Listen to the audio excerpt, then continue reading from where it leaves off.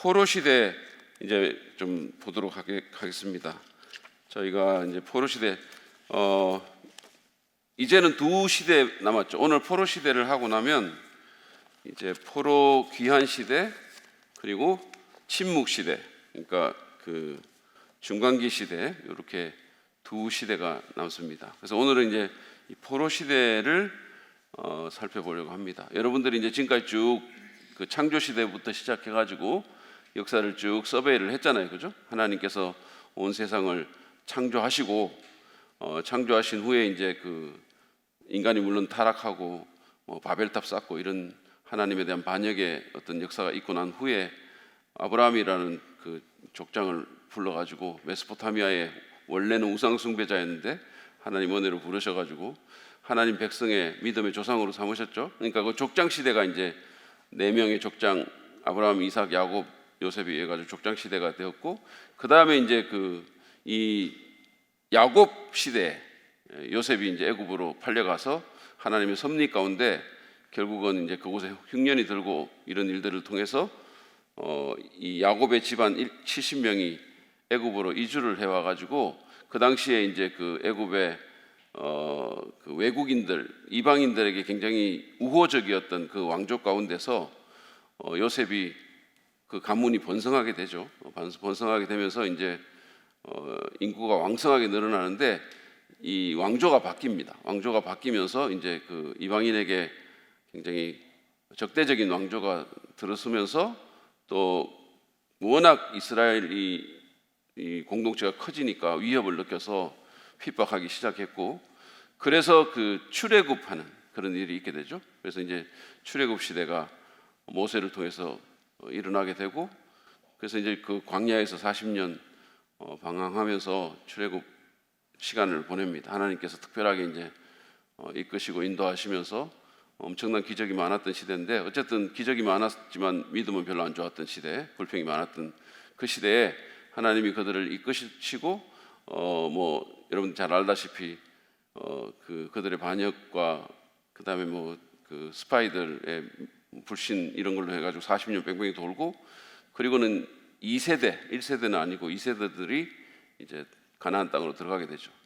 그래서 가나안 땅에 들어가서 정복 시대, 여호수아를 통해서 이제 땅을 정복하고 정복 전쟁을 쳐서 땅을 분배하고 12지파가 땅을 분배해서 이제 지역을 받고 레위 지파는 빠지게 됩니다. 레위 지파는 하나님 섬기는 일에 전적으로 이제 매진하기 위해서, 그래서 그 농경지를 분배를 받지 않고 이스라엘 전국에 48곳에 나눠서 이제 살면서 그들이 사람들에게 율법을 가르치고 또 때가 되면 돌아와서 조를 짜서 이제 성전 봉사하고 이런 일을 하게 하죠. 그런 정복 시대가 있고 나서 그 다음에 이제 그 사사 시대가, 여호수아가 죽고 나서 사사 시대가 이루어집니다. 사사 시대가 이루어져서 한 350년 기간 동안에 여러 사사들이 이제 13명인가요? 사사들이 일어나면서 그 불신의 시대죠.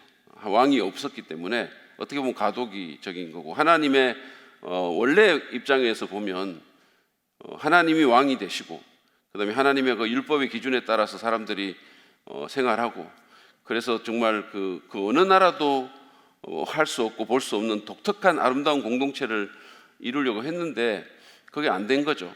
사람들의 어떤 죄성과 불신앙으로 인해 가지고 그게 안 되고 완전히 그냥 엉망진창이 돼버린 거죠. 그래서 이제 막 죄들이 범해지고, 그러니까 사사를 또 일으켜 가지고 구원해 주시고, 그러면 또 다시 배도하고 이런 일들이 계속 반복되면서 사사 시대가 한 350년 정도 이렇게 이루어지게 됩니다. 그런 과정 가운데서 너무나 많은 이제 타락이 일어나고 사람들이 자기 마음에 좋은 대로 일을 행하게 되고 하니까 이제 결국 사무엘을 통해 가지고 하나님이 사울이라는 왕을 세웁니다. 백성들이 이제 다른 세상처럼 우리도 인간 왕을 주세요 뭐 이렇게 해가지고 결국 하나님이 그냥 그러면 그렇게 해라 이렇게 해가지고 세워주시죠. 그러나 그 대가는 너희들이 치러야 된다. 왕이 되면 왕은 너희 자녀들을 노동에 징집할 거고 니들 일한 거 다 가져갈 거고 이렇게 해주면 좋다고, 우리가 감당하겠다고 해가지고 왕정을 세우죠.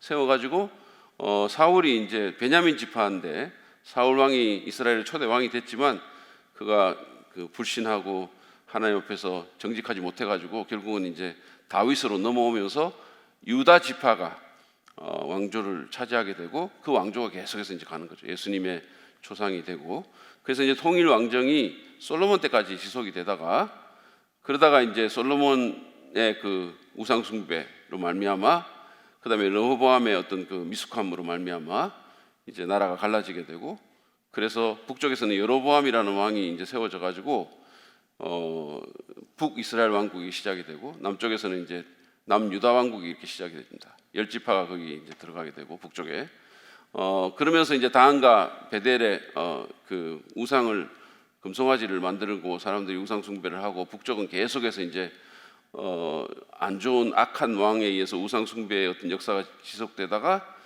한 200년 만에 망해요.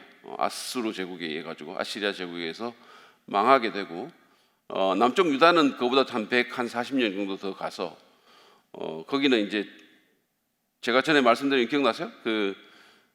각 북왕국과 남쪽에 왕이 몇 명 있었다? 북왕국에 몇 명 있었다?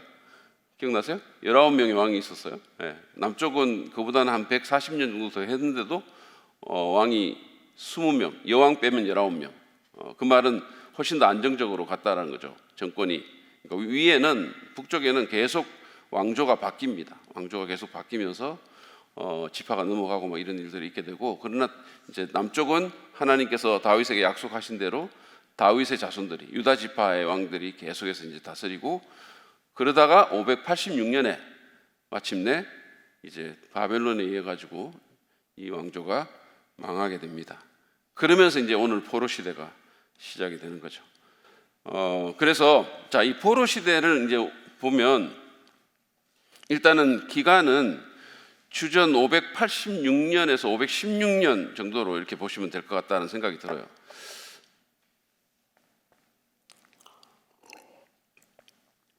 요거는 계산하는데 사실은 제가 좀 이렇게 여러분 설명을 좀 해드려야 될 필요가 있는데 예레미야가 이스라엘에게 예레미야 아시죠? 제가 그 분열 왕조 시대 때 기억나실지 모르지만 분열 왕조 시대 때는 굉장히 참 타락상이 심했는데 그때 선지자들이 어느 때보다 많았다 그랬잖아요. 굉장히 많은 선지자들이 이렇게 활동을 했는데 이제 예레미야 학계, 예레미야 하박국 이런 사람들이 이제 그 남유다 망할 즈음에 활동했던 선지자들입니다. 특히나 이제 예레미야는 예루살렘의 멸망을 눈으로 목도했던 그런 선지자인데 예레미야가 이제 뭐라고 얘기했냐면 이스라엘이 70년 포로 생활을 할 거다 이렇게 얘기를 했어요. 너희들이 바벨론에 포로 잡혀가면 70년 동안 포로 생활을 하게 될 거다 이렇게 얘기를 했는 거죠. 그러니까 이제 그 70년이 언제부터 언제까지일까에 대해서 학자들이 다양한 견해가 있습니다. 여러분들이 제가 이제 그 지난번에 혹시 설명했는데 기억나실지 모르지만 이스라엘 백성이 그러니까 남쪽 유다죠. 남쪽 유다가 바벨론에 포로 잡혀간 게 3차에 걸쳐서 포로 잡혀갔어요. 그러니까 본격적으로 멸망하기 전부터 사람들을 포로로 데리고 갔거든요. 그러니까 제일 첫 번째가 이제 605년이 이제 1차 포로인데 그때 여호야김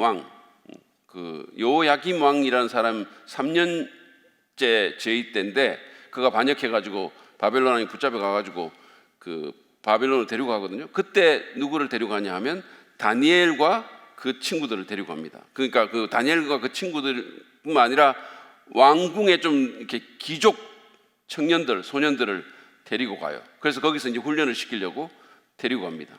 그게 605년이고요. 그러고 나서 이제 597년도에 주전 597년도에 또 한 번 그때는 여호야긴 왕을 사로잡아 가는데 여호야김의 아들인데 그 여호야긴 왕을 사로잡아 가면서 에스겔 선지자를 사로잡아 가요. 그러니까 597년도에 에스겔과 또 여러 사람들이 사로잡혀 가가지고 바벨론에 갑니다. 그게 2차 포로고 그 다음에 이제 586년에 본격적으로 예루살렘 성전이 불이 타고 완전히 나라가 망하면서 이제 대거 이제 포로가 잡혀가는 이런 일이 있었어요. 그러니까 3차에 걸쳐서 포로가 잡혀갔고 나중에 귀환할 때도 보면 3차에 걸쳐서 귀환을 해요. 그러니까 고레스라는 페르시아의 왕이 이제 그 바벨론을 멸망시키고 이 사람이 이제 다시 자기 나라로 돌려보내는 정책을 씁니다. 그래가지고 538년도에 이제 스룹바벨 총독을 대표로 해가지고 많은 유대인들이 다시 이제 자기 나라로 돌아오죠. 그게 1차 기환이에요. 그러고 나서 이제 458년인가? 주전 458년에 에스라, 학사 에스라, 율법학자 에스라의 인도로 2차 포로 귀환이 이루어지고 그 다음에 444년도에 느헤미야라는 사람을 중심으로 해가지고 3차 귀환이 이루어져요. 그러니까 잡혀갈 때도 3번에 걸쳐 잡혀가고 귀환할 때도 3번에 걸쳐서 귀환을 합니다. 그러면 이게 70년이라는 포로 생활이 언제부터 언제까? 이게 이제 우리가 굉장히 궁금한 건데, 뭐 다양한 견해가 있어요. 다양한 견해가 있어서 제가 다 시켜드릴 수 없고, 뭐 어떤 경우는 또 이걸 비유적으로 보기도 하고 막 그래요. 70이라는 숫자가 완전 숫자니까 이 70년이라는 아주 그 정확한 숫자에 별로 그렇게 신경 안 쓰는 그런 해석도 있긴 있어요. 그런데 어쨌든 우리는 이걸 왜냐하면 문자적으로 봤고 다니엘도 문자적으로 이걸 봤으니까 문자적으로 이렇게 보면 제일 이제 좀 가능성 있는 견해를 제가 2가지를 소개시켜드렸는데, 하나는 뭐냐면 605년도에 제일 먼저 포로가 잡혀가잖아요. 605년도에 제일 먼저 포로가 잡혀가는데 그 605년도부터 시작해가지고 첫 번째 기환 538년도 이제 스룹바벨을 중심으로 해서 기환하는 그 첫 번째 기환까지를 보면 어떤 사람은 537년이라고 말을 하기도 해요. 그러니까 이게 약간 이제 날짜를 어떻게 계산하냐에 따라 좀 다른데, 어쨌든 그러면 67년 또는 68년 정도가 돼요, 이 기간이. 그래서 이제 67년, 68년 기간이니까 이게 거의 70년이다. 그리고 이제 고대 근동에서는 그렇게 막 지금처럼 수학적으로 착하게 막 안 맞추고 했으니까 70년일 것이다 이렇게 얘기를 하는 거죠. 반올림을 해가지고 이제 그런 견해가 하나가 있고, 제가 지금 여러분한테 얘기해 드린 거는 제가 생각할 땐 가장 좋은 견해라고 생각하는데, 주전 586년도에 이스라엘 민족이 이제 남유다가 완전히 멸망하고 잡혀가잖아요. 근데 그때 어떤 사건이 있었냐 하면 성전이 불에 타게 되는 거예요.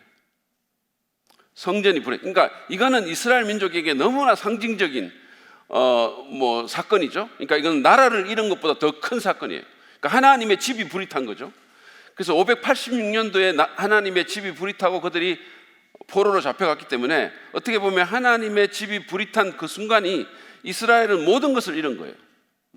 자기들이 가장 자랑스러워하던 모든 것을 잃은 거죠. 자, 그래서 이제 그 586년을 기점으로 해서 지금 1차 귀환한 사람이 스룹바벨이 538년도에 사람들을 이끌고 돌아와요. 돌아와가지고 거기서 성전을 건립합니다. 스룹바벨 성전을 건립을 해요. 그 스룹바벨 성전이 언제 완성이 되느냐 하면 516년도에 완성이 됩니다. 516년도에 완성이 돼서 이스라엘 민족이 빼앗겼던 자기들의 정신적인 고향을 그때 되찾게 되는 거예요. 그럼으로써 귀환이 완성되는 거죠. 귀환이 완성되는 거예요. 그러니까 이스라엘 민족이 피지컬리 몸으로 돌아오는 것을 넘어서 영적으로 그들의 정신적으로 완성이 되는 때가 516년이다 이거예요. 그러니까 586년에 성전이 불탄 그 시점에 또 시작해서 516년에 성전이 다시 재건되고 그들이 고향을 찾은 그 시점까지를 계산하면 70년이 딱 나와요. 그래서 이게 제일 바람직한 견해가 아닐까. 그래서 이 시기를 우리가 포로 시대다 이렇게 하면 좋겠다 이렇게 생각합니다. 그러면 정확하게 70년 포로 생활이 되는 거죠. 자, 이때 전체 줄거리를 보면 유다 백성들은 영적 타락의 결과로 우상 숭배하고 우상 숭배에 따른 다양한 윤리적인 어떤 타락들이 있었죠. 그 결과로 포로가 되었으나 그 고통 속에서 우상 숭배의 죄악에서 치유를 받고 신앙적인 성숙을 이루게 됩니다. 자, 이것이 이제 전체 줄거리입니다. 자, 이 시대의 두 목격자, 또 어떻게 보면 하나님께서 이제 가장 대표적으로 쓰신 두 사람, 그리고 이 시대에, 이 포로 시대에 기록된 두 권의 성경, 에스겔과 다니엘서의 저자인 이 에스겔과 다니엘을 한번 살펴보도록 하겠습니다. 이 사람들이 어떤 사람인가?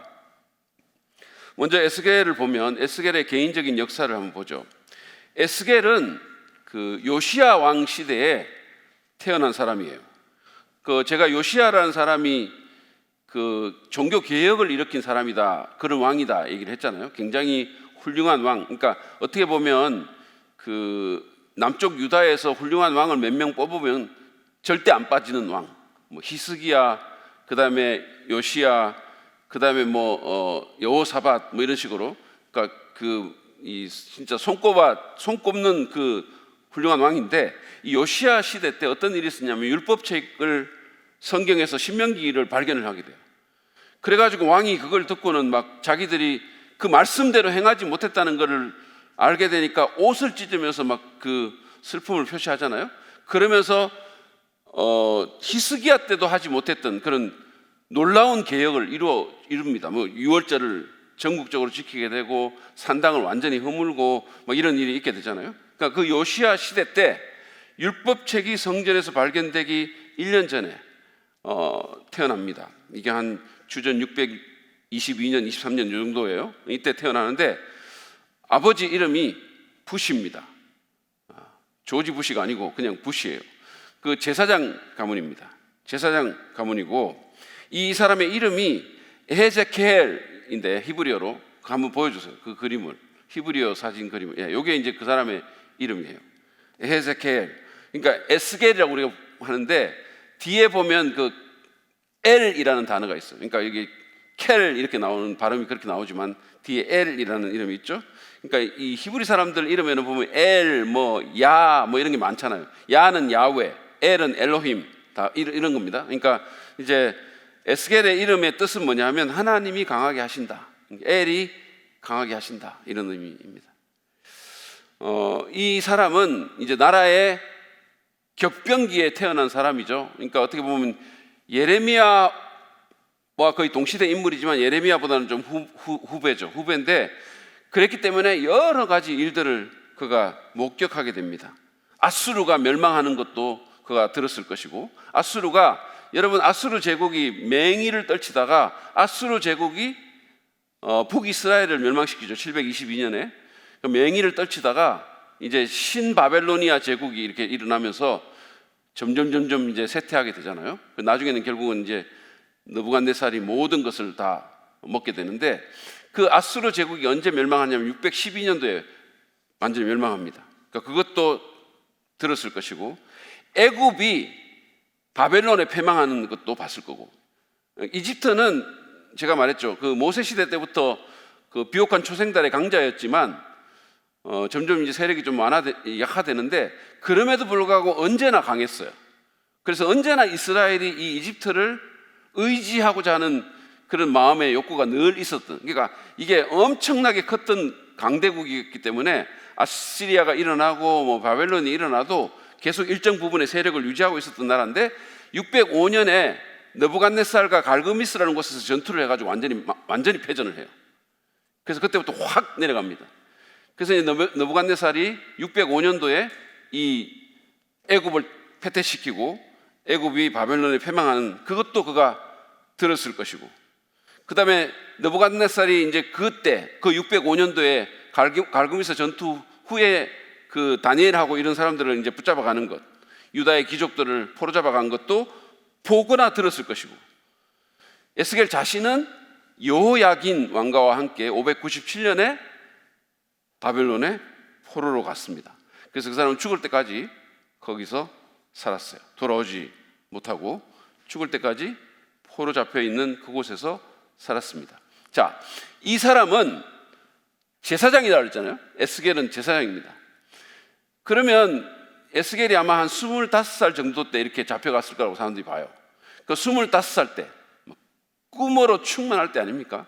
이 사람은 이스라엘에서 제사장으로 태어난다는 것은 이거는 금수저 물고 나온다는 얘기죠.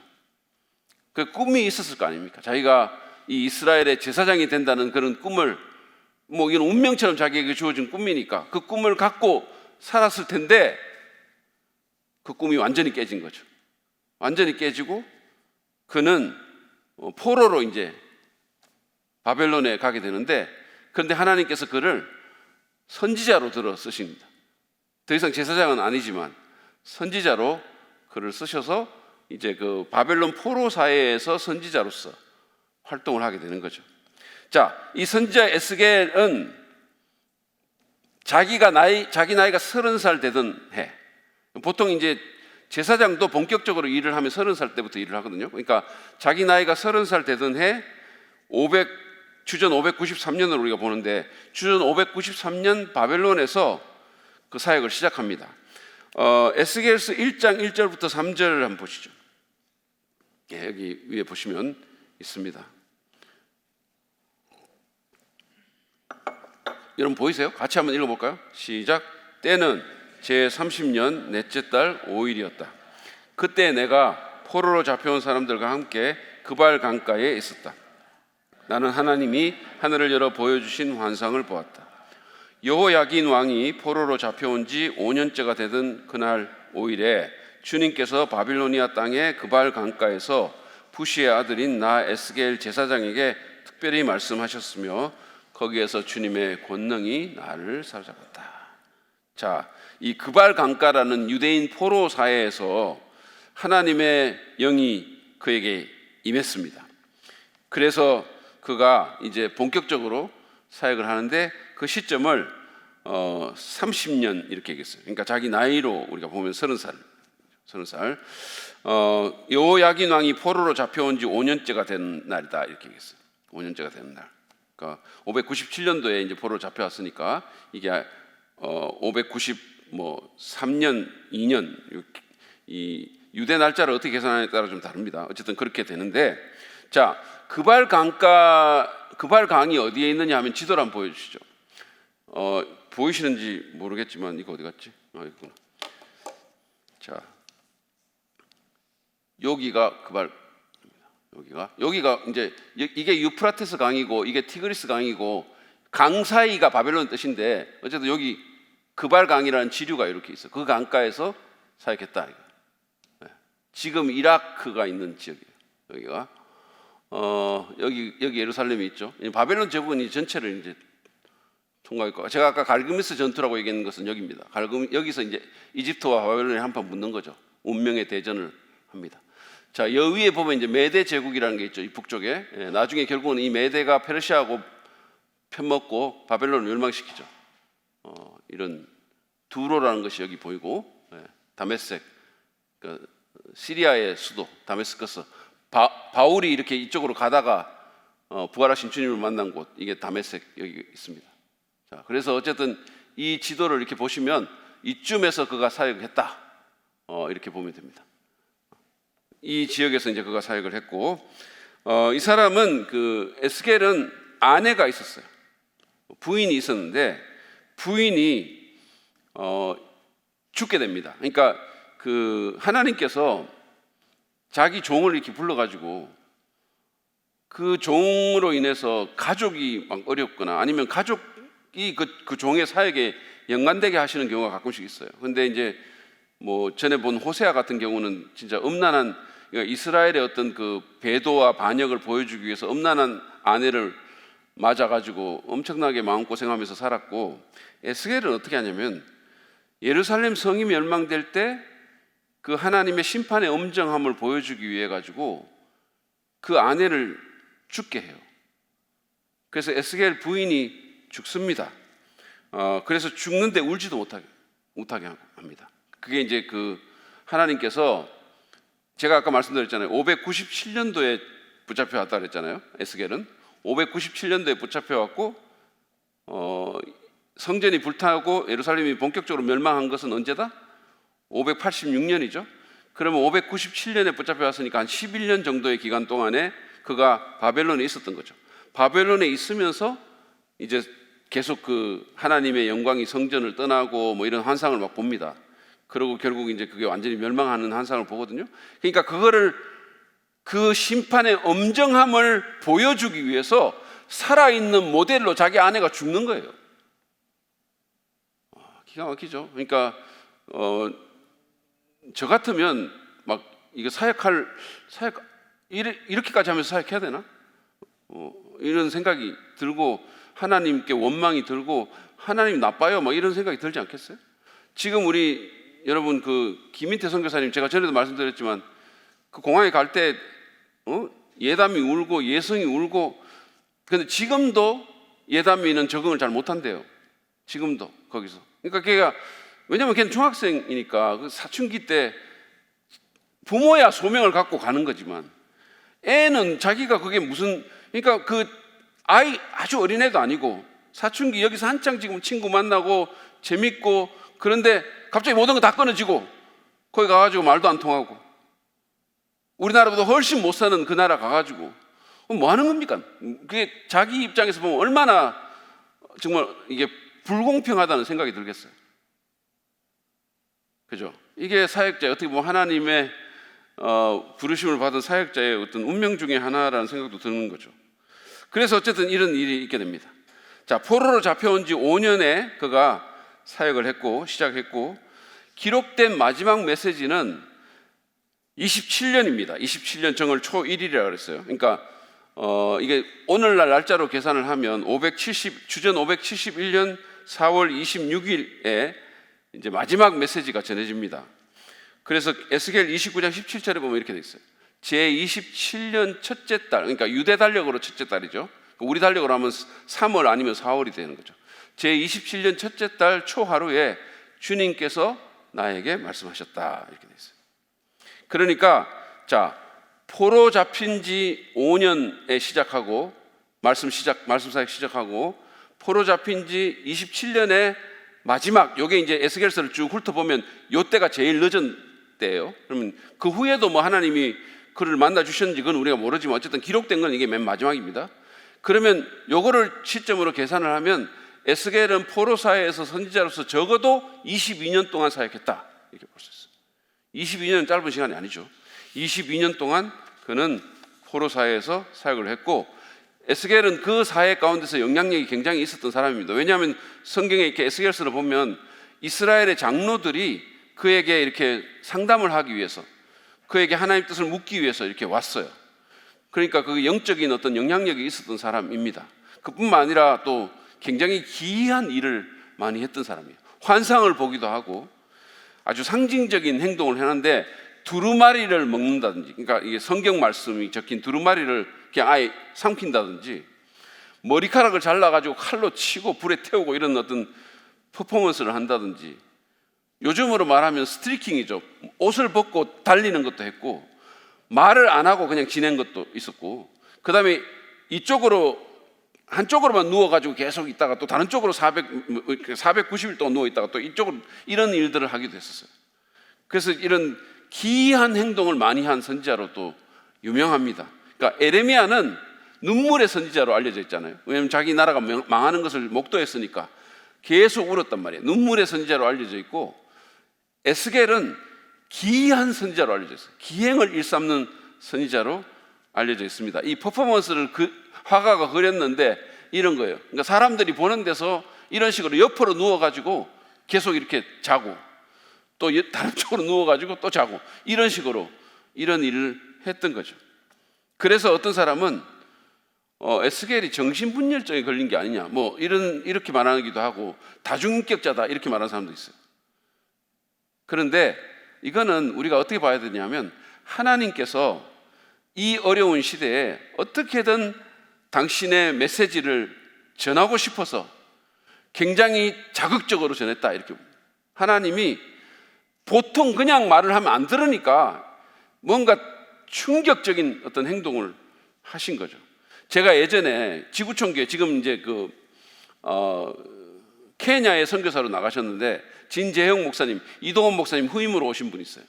그분이 청년주일, 우리도 청년주일이 있잖아요. 청년주일, 청소년주일 이런 게 있잖아요. 그러니까 청년주일에 한번 설교를 하러 나왔는데 어떻게 해서 나온 줄 아세요? 머리를 빨간 물을 들이고, 목사가, 대형교회 담임 목사님이 머리를 빨간 물을 들이고 가죽 자켓을 입고 주일날, 그리고 완전히 그 청바지인지 아니면 가죽 바지인지 모르겠어요. 약간 찢어진 청바지 같아. 하여튼 그걸 입고 나오셨어요. 너무 놀랐어요. 깜짝 놀랐어요. 그래가지고 사람들이 막 이게 보는 것 자체만으로, 여러분 제가 한번 그래 볼까요? 나 진짜 한번 해보고 싶은데 너무 용기가 안 나는 거야. 근데 진짜 아니 그러고 나왔다니까요. 그래가지고 사람들이 막 이게 그 대형 교회에서 얼마나 놀랬겠어요. 그분이 뭐라고 얘기했냐면, 지금 우리나라 청년들이 너무 힘든다 이거. 그러니까 교회에 청년들이 사라지고, 그죠? 이게 청년 사역이 아이들이 무슨 뭐죠? 보고마율이 3%. 이거는 미전도 종족이에요. 미전도 종족. 여러분, 청년 100명이 있는데 진짜 구원받고 예수 믿는 나라에서 3명 있대, 3명. 이게 말이 됩니까? 그러면 나라가 이게 어떻게 돼서 앞으로 우리나라 교회가 이 청년들이 미래 세대가 되면 본격적으로 이제 교회를 채우게 될 때 교회가 등등 비지 않겠어요? 그러니까 청년들이 지금 이런 상황에 있다. 그런데도 이 교회 어른들이 별 관심이 없는 거예요. 이 청년들 사이, 다음 세대 사이에 관심이. 왜냐하면 다음 세대는 별로 이렇게 실질적으로 도움이 되는 게 별로 없거든. 뭐 헌금을 많이 냅니까? 무슨 교회에 무슨 크게 저게 됩니까? 오히려 자꾸 이렇게 뭔가 나가죠. 자꾸 청년들은, 청소년들은 자꾸 후원해달라 그러고 해달라 자꾸 이렇게 하잖아요. 그러니까 교회의 어떤 그 중직자나 어른들 입장에서 봐서는 거기다가 애들이 또 요즘 애들은 버릇도 별로 없어. 인사도 잘 안 하죠.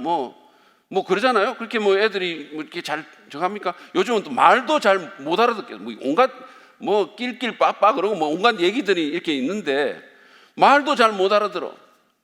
그러니까 이제 어른들이 청년을 별로 이렇게 그렇게 막 안 하잖아요. 교회에서 청년들. 그러니까 이분이 너무 마음이 아팠던 거예요. 너무 마음이 아팠던 거예요. 그래가지고 자기가 충격요법을 주기 위해서 그렇게 했다는 거죠. 나도 청년처럼, 내 담임 목사도 청년 복장으로 내가 나와가지고 청년이 얼마나 소중한지 교회 장로님들, 어른들 제발 청년들한테 좀 신경 쓰라고, 그 청년들한테 좀 투자하라고, 자꾸 이렇게 지금 있는 데서 자꾸 까먹으려고 하지 말고 미래를 위해서 투자 좀 하라고. 그거를 자기가 이렇게 자극을 주기 위해서 충격요법을 쓰기 위해서 그렇게 했다고 제가 그때 이 유튜브로 들었거든요. 저 보고 너무 놀랐어요. 하나님께서 가끔씩 이렇게 충격요법을 하시는 거죠. 저는 그분의 그게 너무 마음이 이해가 됐어요. 우리 교회가 다행히 이렇게 지금 보면 청년들도 그렇고 중고등부도 그렇고 이렇게 어린이부도 그렇고 이렇게 아이들이 참 많은, 그나마 우리 한국 교회에서 이렇게 비율로 보면 정말 이렇게 다음 세대가 많은 교회인데, 우리가 이 하나님의 은혜를 진짜 가볍게 여기면 안 되고 정말 감사하면서 귀하게 여겨야 돼요. 귀하게 여기고 정말로 이렇게 좀 투자하고 이렇게 해야 됩니다. 그런 개념이 좀 있어야 돼요. 그 예전에 김동호 목사님이라는 분이 요즘 애들이 막 인사도 잘 안 하고 막 이러니까 막 그 어른들이 그러니까 별로 좋아하지도 않고 그렇게 옛날처럼 탁 이렇게 매너가 있지는 않잖아요, 사실은. 옛날에는 탁 일어나서 인사도 하고 이러는데 장로님 지나가고 이런 하는데 애들이 무슨 장로님 지나가도 앉아 있고 이러니까 이게 그런 거예요. 그러니까 어떤 장로님이 컴플레인을 했대요. 요즘 애들이 무슨 인사도 안 하고 어쩌고 이러면서 그 어떤 장로님이 이렇게 불평을 했다는 거예요. 그러니까 그 김동호 목사님이 이렇게 얘기했대요. 장로님은 그 애들한테 짜장면이라도 한 그릇 사주시고 그런 말씀 하시는 겁니까? 이렇게 얘기했대요. 짜장면이라도 한 그릇 사줘보라고. 그러면 인사할 거라고. 자꾸 대접만 받을 생각하지 말고 아이들 좀 섬기자 이거예요. 아이들 섬기자. 그래야 우리 아이들이 사는 거예요. 이 연사 정말 계속 외칩니다. 여러분, 우리 다음 세대를 정말 이렇게 귀하게 여겨야 돼요. 정말로. 자꾸 아이들 무슨 애들이 헌금도 안 하고 애들이 버릇도 없고 애들이 어쩌고 자꾸 그런 얘기만 하지 말고 아이들을 귀하게 여기고 아이들한테 투자하려고 하고 이래야 돼요. 그래야 우리 다음 세대가 삽니다. 자, 어쨌든 간에 이 하나님께서 열정을 갖고 에스겔을 통해서 이런 충격적인 메시지를 충격적인 방식으로 전하셨습니다. 자, 그다음 두 번째 인물이 바로 다니엘이에요. 다니엘. 자, 다니엘은 그림 하나 보여주세요. 이 다니엘과 연관해서는 가장 유명한 그림이 이 그림이에요. 이것도 명화입니다, 명화. 근데 이제 사자굴에 간 다니엘이죠. 너무 멋있지 않으세요? 사자가 이렇게 딱 폼 잡고 이렇게. 진짜 이게 너무 괜찮은 것 같아요. 우리가 이렇게 생각할 때, 아니, 다니엘이 사자굴에서 살았는데,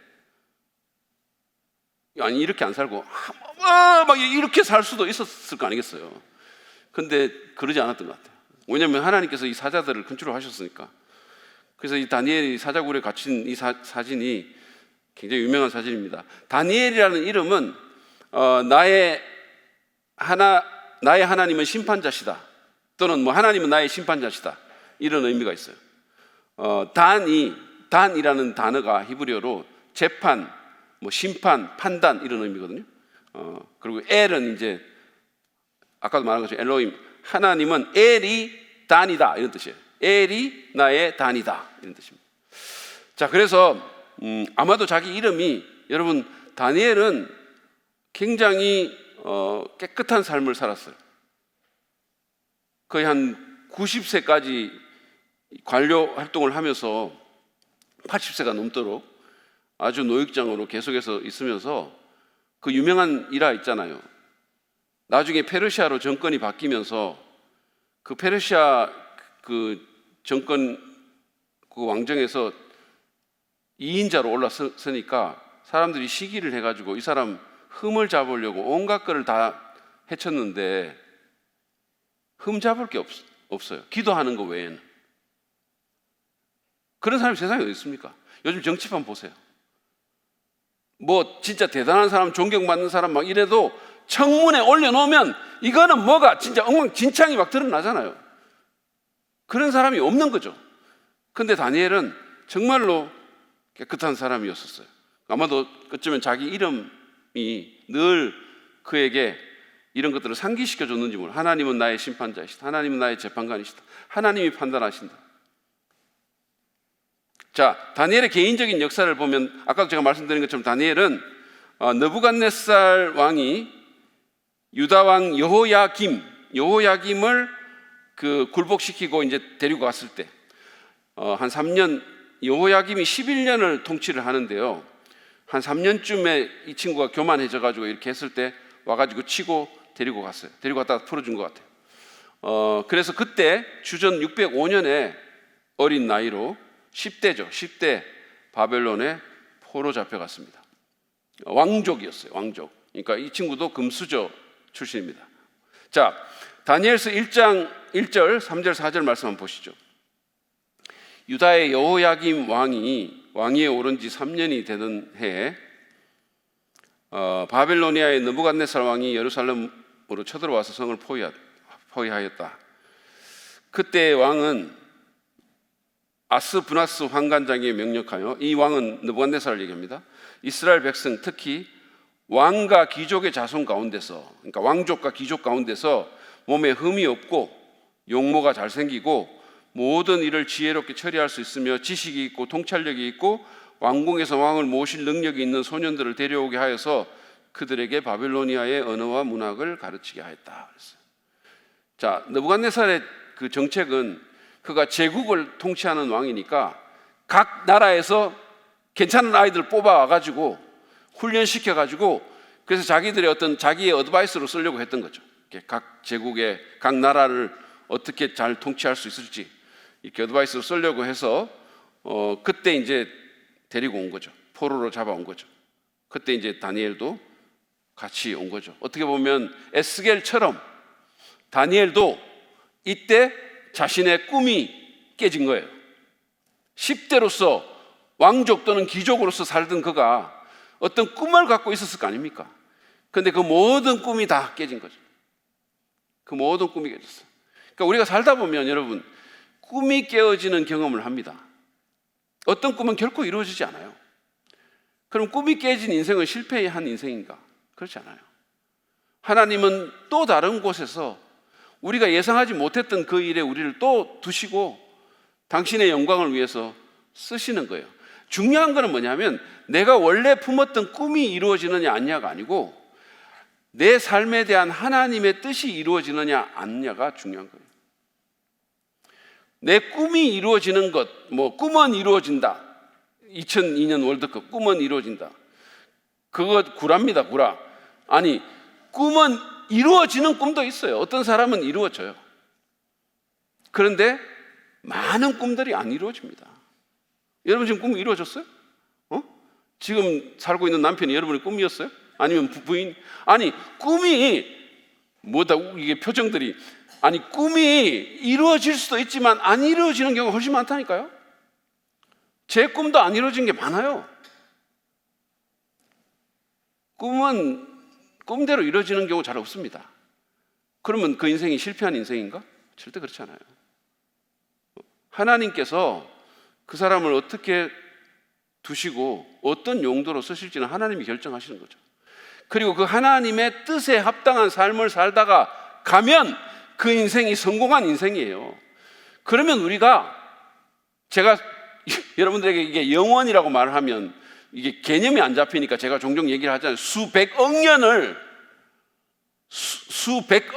년을 우리는 성공한 채 사는 거예요. 성공한 채 사는 거예요. 여기서 내가 비록 타임지 표지에 한 번도 못 나온다 할지라도, 여기서 내가 정말로 강남에 무슨 어디 대단한 어떤 아파트에서 내가 못 산다 하더라도, 우리 자식이 하버드에서 수석 졸업 안 한다 하더라도 그게 중요한 게 아니에요. 그게 중요한, 여기서 무슨 내가 온갖 나라 여행 다 다니고 명품 옷 입고 이렇지 않는다 할지라도, 여기서 정말 별 볼 일 없고 평생 어떻게 보면 힘들게 살다 하더라도 하나님의 뜻을 이루고 가면 저기서 몇백억 년을 우리는 성공자로 산다 이 말이에요. 그게 인생이에요. 그게 그리스도인의 인생의 진정한 의미입니다. 그 사실을 우리가 기억해야 돼요. 이 삶을, 물론 우리가 여기서 책임 있게 살고 주님 주신 이 삶을 우리가 누려야 되겠지만, 그러나 또한 동시에 이 삶이 다가 아니다는 사실을 언제나 기억하고 투자의 개념으로 이 생애를 봐야 되는 거예요. 영혼을 위한 투자로 이 삶을 우리가 보는 거예요. 어리석은 사람들이 그거를 못하는 거예요. 제가 그랬거든요. 제가 고3 때, 고3 1년을 우리 아버지가 그랬어요. 이 삶이, 요 1년이 너의 앞으로의 많은 횟수를 결정할 거니까 이 1년 동안 정말 죽었다고 생각하고 한번 살아봐라, 이렇게 얘기했어요. 그런데 저는 너무 살아있었어요. 죽지를 못했어요. 그 1년을 누리려고, 그 1년을 좀 죽은 듯이 정말 살면서 투자했으면 그 다음에 삶이 훨씬 더 내가 원하던 것이 왔을 텐데, 내가 너무 어리석어가지고 눈앞에 것만, 지금 내가 보이고 만져지는 것만 사실인 줄 알고 현실인 줄 알고 거기에 너무 집착하다 보니까 정말 해야 될 것을 못한 거 아니에요. 마찬가지예요. 그래서 지금 우리가 살고 있는 이 삶을 여러분 투자의 개념으로 보시길 바랍니다. 자, 이 다니엘이 포로로 잡혀간 지도를 한번 보여주세요. 이렇게 지금 여기서 이렇게 잡혀갑니다. 요야김 3년에 예루살렘에서부터 시작해가지고 이렇게 바벨론으로 이렇게 해서 잡혀갔어요. 그 잡혀갈 때 요즘처럼 차도 없고 그런 시대에 그 인생이, 그 삶이, 그 마음이 어땠을까요? 다니엘이라는 10대 소년의 그 마음이 어땠을까? 한번 생각해 보세요. 어땠을까? 지난 월요일 날, 화요일 날 저희 이제 같은 동료 교수님인 최철관 교수님이라는 분이 있어요. 달라신학교에서 같이 공부하고 있던 분인데, 최철관 교수 아들이 군대를 간다고 엄마하고 아빠를 따라 이제 왔어요. 학교 와가지고. 그래서 학교에서 하룻밤 아버지하고 같이 지내면서 우리 교수하고 밥도 먹고 이랬어요. 원래 우리 미국에 있을 때부터 아는 애인데, 그냥 보니까 눈이 빨갛더라고. 눈이 좀 빨개 이렇게. 약간 울기도 하고 그랬던 것 같아요. 여러분, 군대 가는데도, 지금 아빠하고 이제 헤어지고 엄마하고 헤어지고 무슨 군대 전방에 천원인가 어디 군대 가는데도, 그런데 다니엘이 10대 소년이 이렇게 먼 길을 포로로 그것도 잡혀갔을 때 그 마음이 어땠을지 한번 생각해 보세요.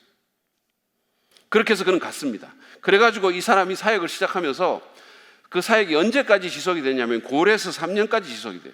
고레스 왕 3년이 536년이거든요. 536년까지 지속이 됩니다. 그러니까 이 사람이 엄청나게 오랫동안 사역을 한 거예요. 한 69년 정도 사역을 했어요. 69년 정도. 605년에 잡혀가가지고 536년까지 사역을 했으니까 69년간. 다니엘서 10장 1절 한번 보세요.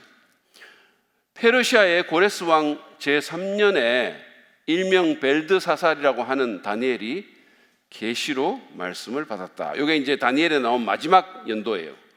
그러니까 69년 동안 그가 하나님의 사람으로 쓰임을 받았는데, 만약에 다니엘이 16살 때 포로로 잡혀갔다면 이때 나이가 85세가 되는 겁니다. 그러니까 85세 동안 그는 왕성하게 사역했어요.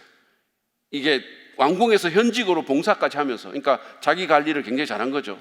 그리고 계속 신뢰받았고, 또 그런 거죠. 나이는 숫자에 불과하다. 뭐 이게 바로 그런 거 아닙니까? 나이는 숫자에 불과하다. 그 말을 하면 여러분의 마음속에 떠오르는 한 사람이 딱 있을 거예요. 이모라고 하는 분. 자, 왜요?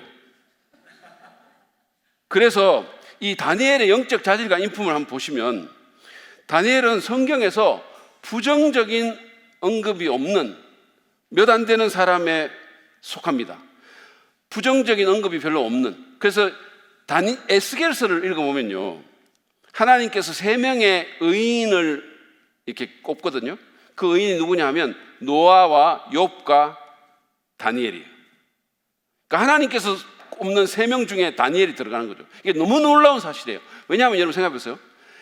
다니엘은 에스겔과 동시대 인물입니다. 그죠? 그러니까 자, 노아나 욥은 옛날 사람이에요. 전설 같은 사람이에요.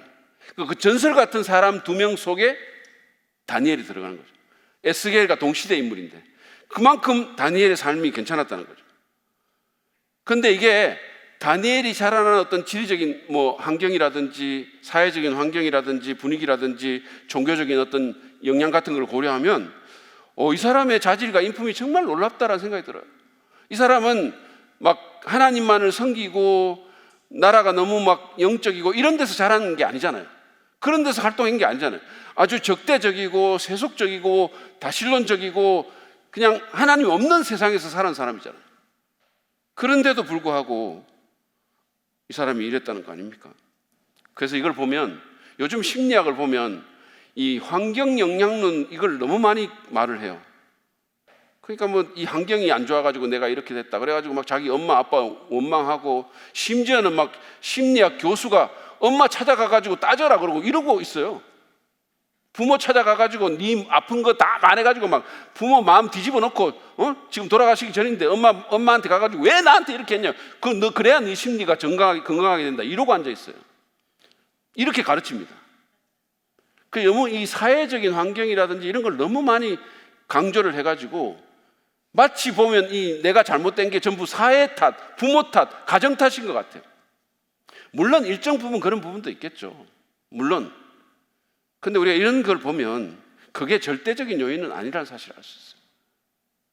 오은영 박사, 제가 잘 모르지만 저는 사실은 찬성할 수 없는 부분이 너무 많아요. 그 사람 말한 거. 그리고 그분이 이 대한민국의 육아 환경에 끼친 해악이 저는 굉장히 많다고 생각합니다. 긍정적인 영향도 물론 있을 수 있겠죠. 그거 보고 정말 제가 이 젊은 엄마들이 어떤 생각을 하고 자기 아이들 키우는 데 있어서 어떻게 됐어요? 금쪽이라는 말 자체도 저는 너무 싫어요. 이게 너무 가면 또 안 되니까 이 정도로 하겠습니다.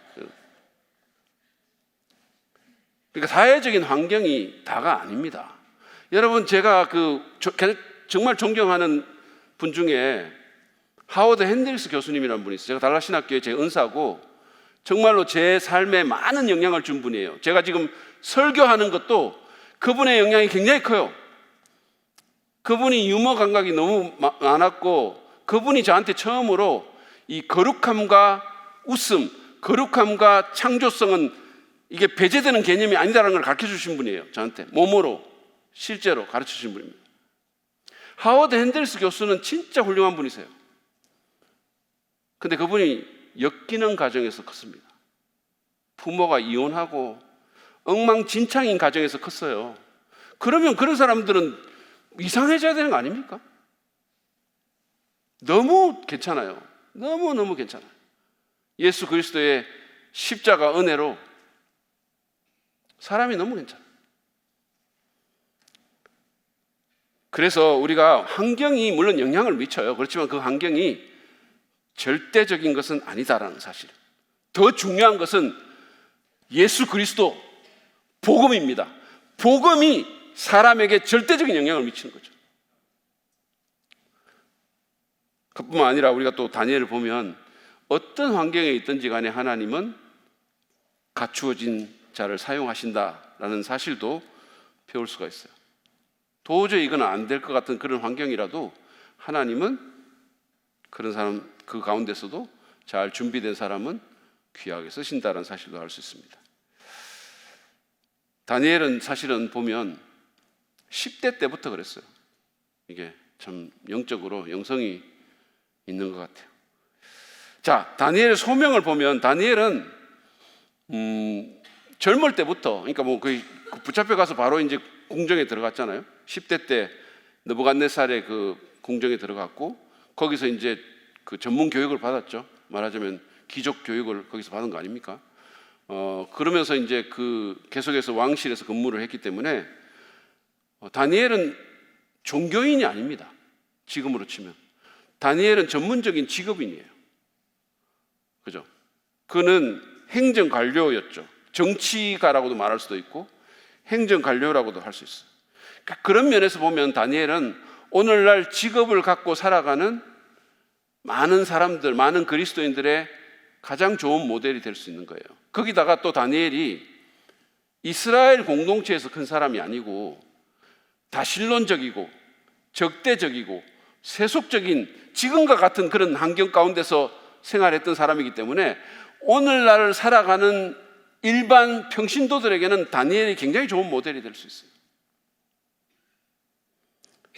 물론 그가 이스라엘의 미래에 대한 계시를 받았다는 점에서 또 열방의 미래에 대한 계시를 받았다는 점에서 선지자로 분류가 됩니다.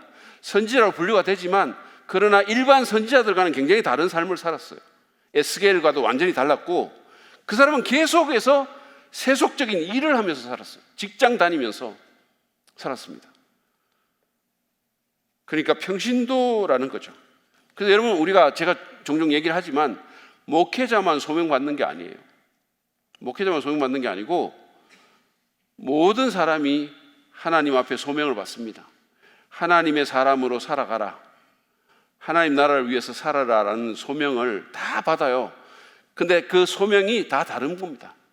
어떤 사람은 저 같은 목사나 선교사로 또 어떤 사람은 여러분처럼 이렇게 또 직장에서 가정에서 그 소명을 받고 살아가는 거죠.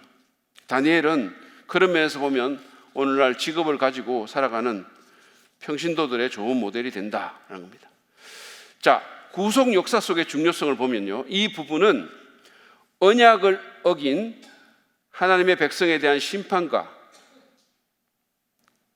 이스라엘의 미래는 물론이고 열방에 대한 예언 사역을 통해서 하나님이 여전히 주권자 되심을 보여줍니다.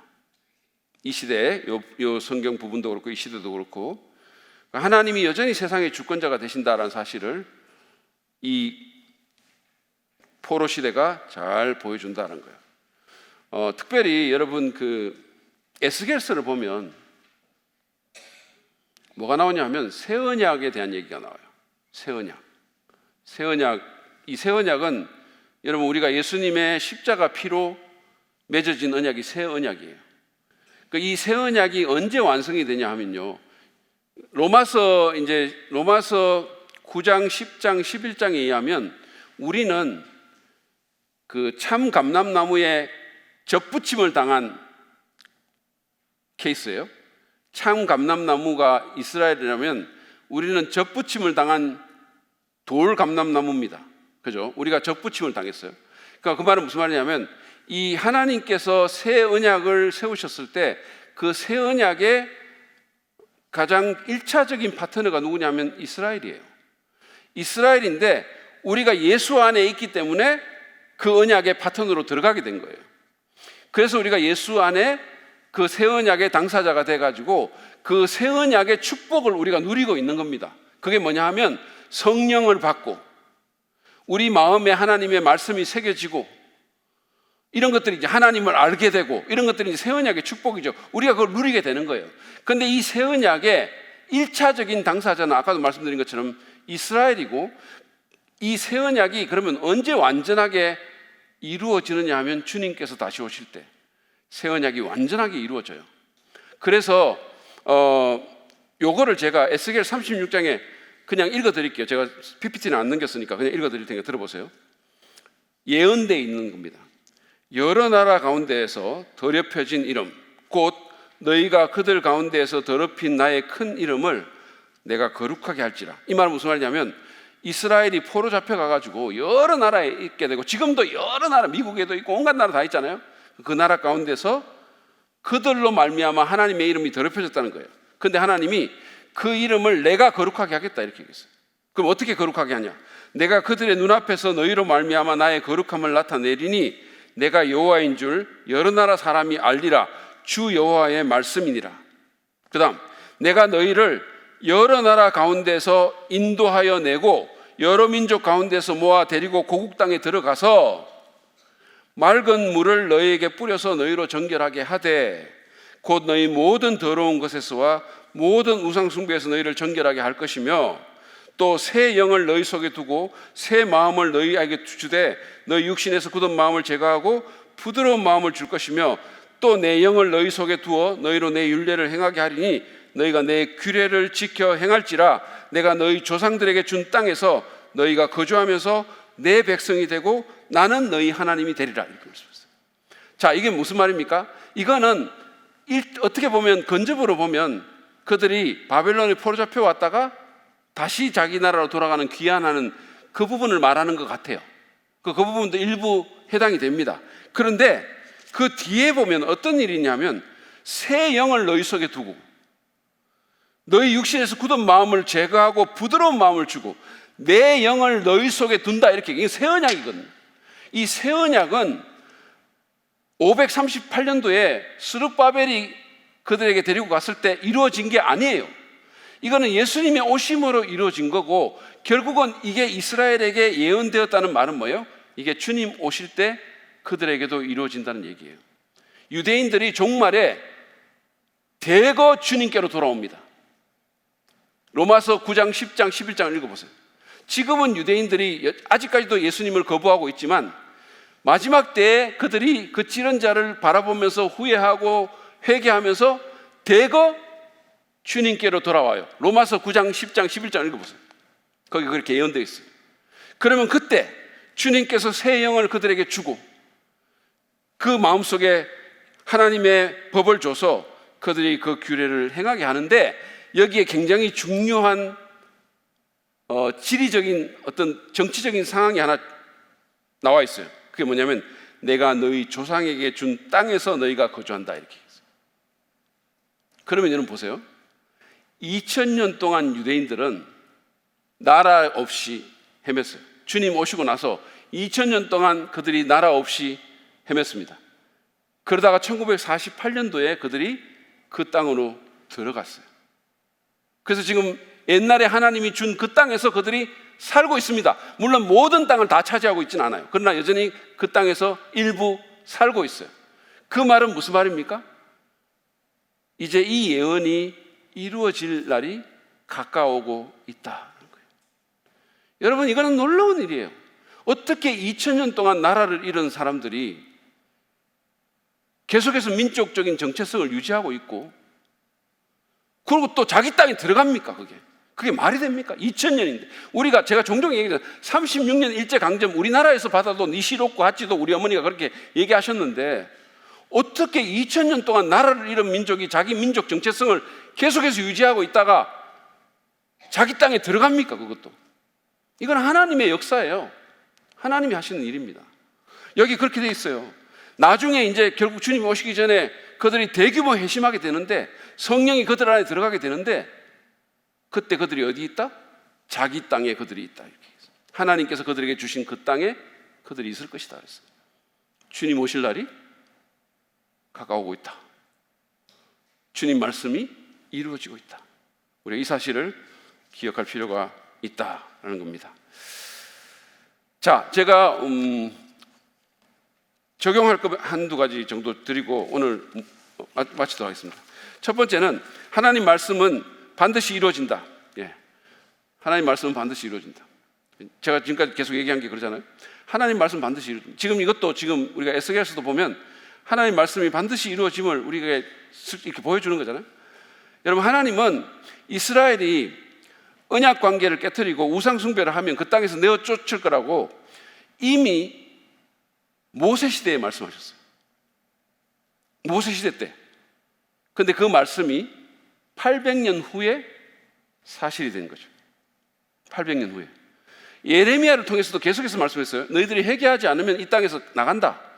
내가 너 쫓을 거다. 그리고 심지어 나중에 이제 점점 되니까 하나님이 70년 얘기까지 하십니다. 70년 동안 너희들이 이방에 간다.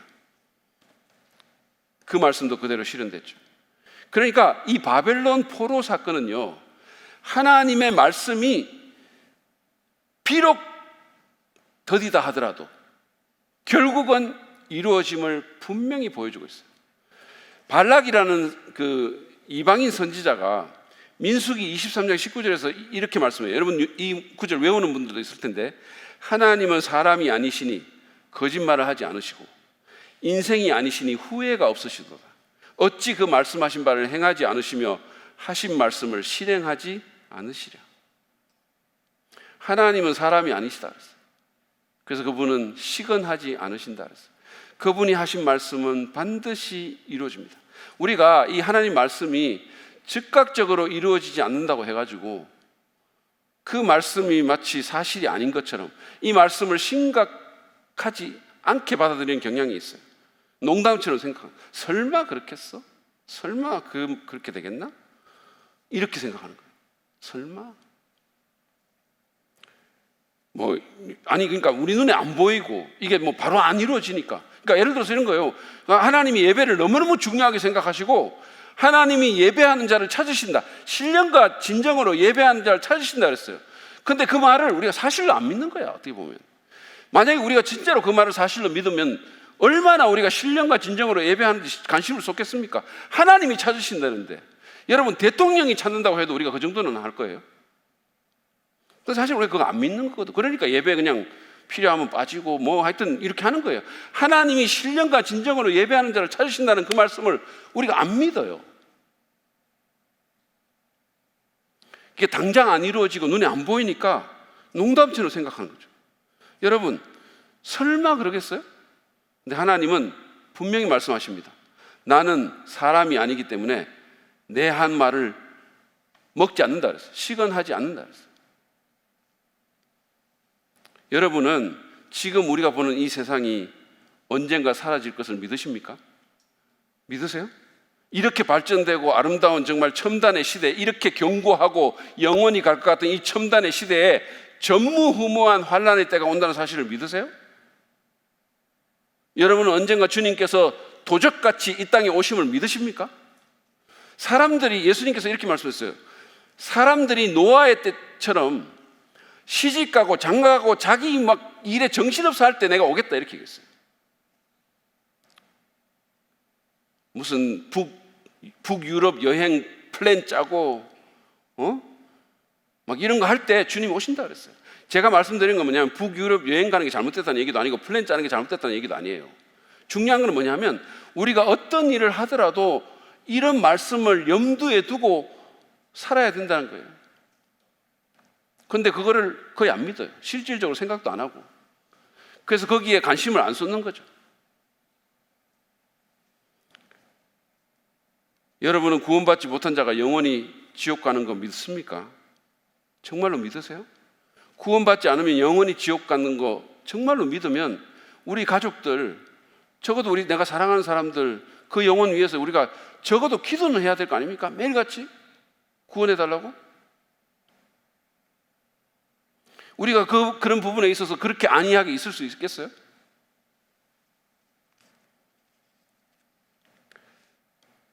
하나님의 모든 말씀은 반드시 이루어집니다. 믿으시기 바랍니다. 하나님의 모든 말씀은 반드시 이루어집니다. 우리 눈으로 보는 것보다 하나님의 말씀이 더 사실이에요. 그게 더 생생한 진리입니다. 실체라는 거예요. 리얼리티. 어떤 면에서 보면 우리 눈에 보이는 것이 어떤 면에서 보면 실체가 아닐 수 있어요. 우리를 이렇게 속이는 것일 수 있어요.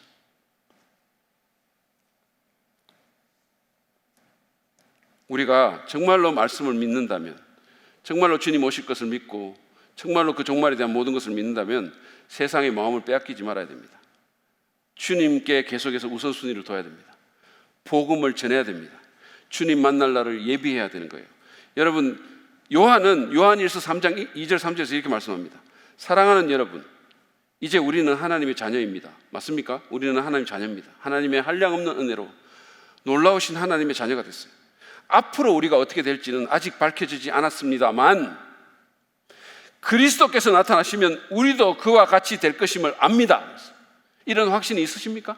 앞으로 우리가 어떻게 될 것인지는 모르겠지만, 정확한 모습은 모르겠지만 주님이 다시 오시면 우리는 주님처럼 됩니다. 주님처럼 영화롭게 될 것입니다. 절대로 죽지 않을 몸을 입게 될 것입니다. 다시는 병들지 않게 될 것입니다. 우리가 완벽하게 될 것입니다. 그때 우리가 그를 참모습으로 뵙게 될 것이기 때문입니다. 그에게 이런 소망을 두는 사람은 누구나 그가 깨끗하신 것과 같이 자기를 깨끗하게 합니다. 하나님의 말씀을 믿으면 우리가 이렇게 살 수밖에 없다. 하나님 말씀을 온전히 신뢰하시는 저와 여러분 되시기를 축복합니다. 두 번째로 이것만 하고 제가 마칠게요. 하나님은 역사를 주관하시는 온 세상의 주님이십니다. 하나님은 역사를 주관하시는 온 세상의 주님이심을 이 시대가 가르쳐 주는 거예요. 처음에 이스라엘이 바벨론에 패배당하고 성전이 불타고 막 이랬을 때 이스라엘 백성들은 자기들의 신인 여호와가 바벨론 신인 벨이나 마르둑에게 패배당했다라고 생각했을 거예요. 그런데 하나님은 오히려 이 시대에 당시에 지상에서 가장 강력한 왕이었던 느부갓네살의 입술을 통해서 하나님이 주권자라는 사실을 말하게 만드셨어요. 하나님이 진짜 주권자라고 느부갓네살이 자기 입으로 말을 했어요.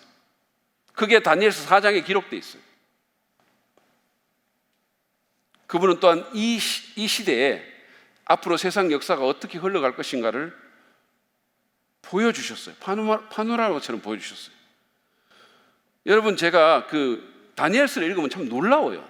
왜냐하면 있잖아요, 하나님께서 다니엘을 통해 가지고 이렇게 얘기합니다. 이 염소, 순염소, 순양 이런 거 얘기를 하면서 뿔이 두 개가 있는 순양이 있는데 그게 한 뿔이 다른 뿔보다 더 크다 이렇게 얘기했어요. 그런데 나중에 순염소가 와가지고 그 순양을 박아버린다 이렇게 얘기했어요. 그래가지고 그 순양이 그 순염소를 완전히 무너뜨리고, 그러고 나서 그 순양에게서 뿔이 4개가 난다 그랬어요. 그 뿔이 4개가 나다가 나중에 또 보면 다른 게 또 와가지고 그러니까 그게 뭐냐 하면 있잖아요, 뿔이 2개 있는 순양이 누구냐면 메데 페르시아 제국이에요. 메데와 페르시아가 두 제국이 연합했거든. 근데 한 뿔이 다른 뿔보다 더 크다 그랬거든요. 그 한 뿔이 뭐냐면 페르시아예요. 페르시아가 메데보다 더 컸어요. 그래서 결국은 지배해버린 거죠. 그러는 가운데 다른 순양이 이걸 박았다 그랬거든요. 그게 그리스입니다. 그리스가 와가지고 이걸 박았는데, 그리스가 페르시아 제국을 멸망시켰는데 정작 멸망시킨 당사자인 알렉산더는 33살에 그냥 급사해버립니다. 그래가지고 거기서 4장군이 나오죠. 4장군이. 그래서 4장군이 4뿔로 표현이 된 거예요. 그래서 그 뿔 중에 하나가 영화로운 땅을 향해서 이렇게 간다 그랬거든요. 그게 누구냐면 안티오코스 에피파네스라는 셀루쿠스 왕조의 유명한 왕이에요. 그래가지고 다니엘서 11장 17절에 보면 클레오파트라에 대한 얘기도 나와요. 여러분 모르시겠지만 너무너무 기가 막혀요. 북방왕과 남방왕의 싸움이 나오거든요. 거기 보면 북방왕이 뭐냐면 셀루쿠스 왕조고 남방왕이 포톨레미 왕조예요. 근데 그 북방왕이 포톨레미하고 화친하기 위해서 자기 딸을 준다고 그랬어요. 자기 딸이 누구냐면 클레오파트라예요. 그래서 이제 그걸 이용해가지고 뭔가를 하려고 했는데 클레오파트라가 오히려 자기 아버지를 배신하고 이쪽으로 붙습니다. 그래가지고 아무런 일도 일어나지 않는다고 성경이 말하고 있어요. 기가 막히는 거예요. 기가 막히는 놀라운 일이에요. 그러니까 하나님께서 이 시대를 통해 가지고 다니엘 같은 사람을 통해 가지고 세상의 역사가 어떻게 흘러갈 건지를 보여준 거예요. 그러니까 역사를 이끄시는 분이 누구인가를 분명히 보여주신 거예요.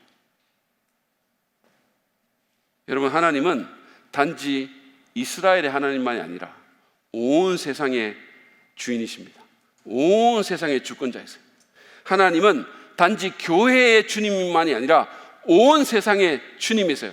그러면 우리가 위축되거나 불안해하거나 두려워하지 말아야 됩니다. 하나님을 신뢰하십시오. 요즘 자꾸 이렇게 막 안티 세력들이 많고 교회가 자꾸 이렇게 쭈그러들고 예수 믿는 사람들이 자꾸 이렇게 마음이 위축이 돼요. 그리고 자꾸 불안해해요. 여러분, 이 세상을 주관하는 자는 세상의 셀럽도 아니고 무슨 시진핑이나 무슨 바이든 같은 사람도 아니고 아니에요. 그들이 아닙니다. 하나님이 참 왕이시고 하나님이 참 주권자시고 그 주권자 되시는 왕이 우리를 위해서 일하시는 거예요. 그래서 우리를 위해서 세상의 역사가 가는 거예요. 인류의 구속을 위해서, 하나님의 백성을 위해서 하나님이 일하시는 거예요. 그 사실을 꼭 기억하십시오. 그래서 우리가 좀 어깨를 펴고 너무 상황에 일비할 것이 아니라 왕이신 하나님을 신실하게 섬기는 일에 여러분의 인생을 투자하시기 바랍니다. 그러면 우리 안 망해요. 절대로 망하지 않습니다. 그리고 하나님이 우리를 위하시면 아무도 우리를 대적할 수 없다 그랬어요. 아무도. 제가 로마서 8장 31절 39절을 읽고 오늘 공부를 마치려고 합니다. 31절만 읽을게요. 하나님이 우리 편이시면 누가 우리를 대적하겠습니까?